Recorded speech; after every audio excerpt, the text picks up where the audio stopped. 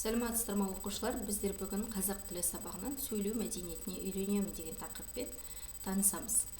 Тақырыптың өзі айтып тұрғандай, сөйлеу мәдениеті дегеніміз не? Сөйлеу мәдениеті деген сөз сөйлеу кезінде, адамдармен ауызекі сөйлеу кезінде немесе жазбаша хат жазуда мәдениеттілікті сақтау.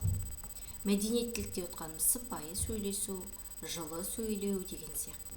Бүгінгі сабағымыздың мақсаты сөйлеу мәдениетіне сақтайды және диалог құрастыра алады. Диалог дегеніміз екі адамның бір-бірімен сөйлесуі. Сөзін жүйелі түрде жоспарлайды, сөйлеу мәдениетін сақтай алады. Қарайық, бізде жалпы сөйлеу мәдениеті қазақ тілінде екіге бөлінеді екен. Ауызекі тіл мәдениеті және жазбаша тіл мәдениеті. Ауызекі тіл мәдениеті дегеніміз, жаңа мен айтқан ауызша бір-біріңді далада немесе үйде отбасы мүшелерінің бір-бірімен араласып сөйлесу кезіндегі сақталатын әдеп, сөйлеу әдебі. Келесі, жазбаша тіл мәдениеті бұл кез келген қазіргі телефондар арқылы біреуге хат жазған кезде немесе шығарма, мазмұндама жазған кездерде өзіңнің мәдениеттілігіңді сақтап, әдепті, жылы сөздерменен өз ойыңды жеткізе білу. Жалпы сөйлеу мәдениеті дегеніміз не? Сөздерді дұрыс және орынды қолдану. Тіл болмаса, адам өз ойын екінші біреуге жеткізе алмас еді. Біреудің ойын да түсініп біле алмас еді. Келесі, сіздерге мынандай суреттер бергім келіп отыр. Осы суреттерге қарап, сіздер қай суретте қандай әдеп нормалары сақталған немесе сақталмаған, осыларды қарап жіберейік. Екі суретте де қоғамдық көлік, яғни автобус немесе троллейбустың іші екенін көріп тұрмыз. Осы жерде қандай әдеп нормалары сақталады? Бірінші, кішінің үлкен адамға немесе әйел адамдарға орын беруі баланың. Сосын тағы да сақталатын норма, екінші суретке назар салсаңыздар, кішкене баланың жылап, айналасындағы адамдардың мазасын алуы. Қоғамдық көлікте қатты сөйлеуге, қатты күлуге, біреудің назарын өзіңе аударуға болмайды. Яғни мәдениеттілікті сақтау, тыныш, сыпайы, біреуге орын беріп жүру деген сөз екен. Келесі, бұл ауызша тапсырма болатын. Келесі біздің оқулығымызда балалар 58-ші жаттығу берілген екен. Мәтіндегі әдеп сөздерін пайдаланып, қасындағы парталас көршіңмен дейді. Яғни біздер қазір онлайн оқу кезінде парталас көршілеріміз болмағандықтан мәтінді өзіміз оқимыз да, ішінде қандай әдептілік, мәдениеттілік сөздері кездеседі.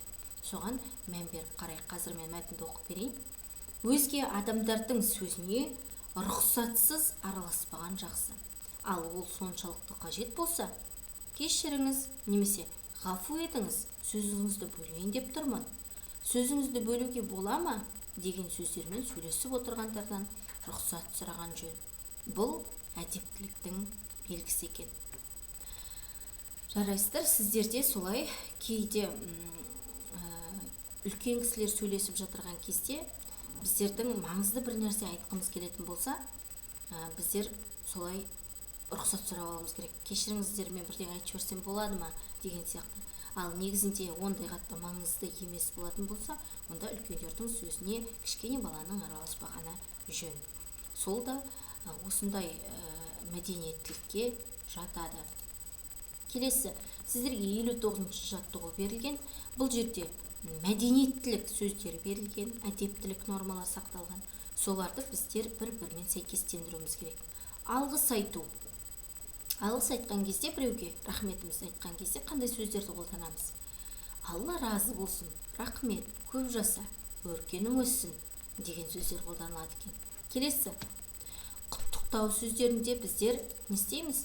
Кез келген жақсы тілектер айтып, соңында құттықтаймын, сосын тілеймін дейтін сөздер қолданылады екен. Келесі, сәлемдесу.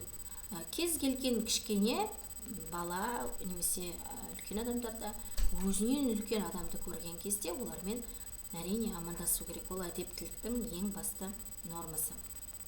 Сәлемдесу кезінде сәлем, құрдастарың болатын болса, немесе сізден үлкен болса, әйел адамдарға сәлеметсіз бе деуге болады. ал ер адамдарға ассалаумағалейкум деп айтады. Әрине бұл ер адамдардың бір-бірімен амандасуы. Сосын тек қана сәлеметсіз бе деп қоймай, сонымен қатар қасында оның денсаулығын сұрап кетуге болады.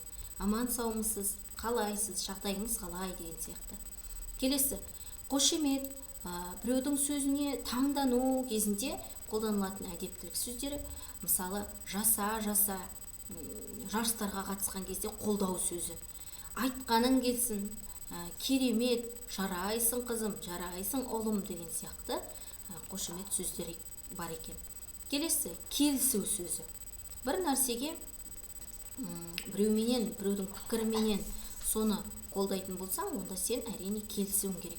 Мысалы, әрине сенің айтқаның дұрыс, немесе иә, мен де сіздің айтқаныңызға қосыламын, мақұл сіздікі болсын, жарайды, түсіндім деген сияқты сөздерді қолдануға болады екен. Мінекей, осындай әдептілік нормаларды пайдалана отырып, қазір сіздерге өз беттеріңізше орындауға мынандай 2 сурет ұсынып отырмын. Бірінші суретте асханадағы жағдайға байланысты сіздер диалог құрасыздар. Екінші суретте досыңмен телефон арқылы сөйлесесің. Сол кезде қандай әдептілік нормаларын сақтауға болады. Үйге осы 2 суреттің біреуін ғана таңдап, 2 суретті де таңдамаймыз, біреуін ғана таңдап, сол суретке диалог құрыңыздар. Суретке түсіріп, окей, едоске жүктеңіздер.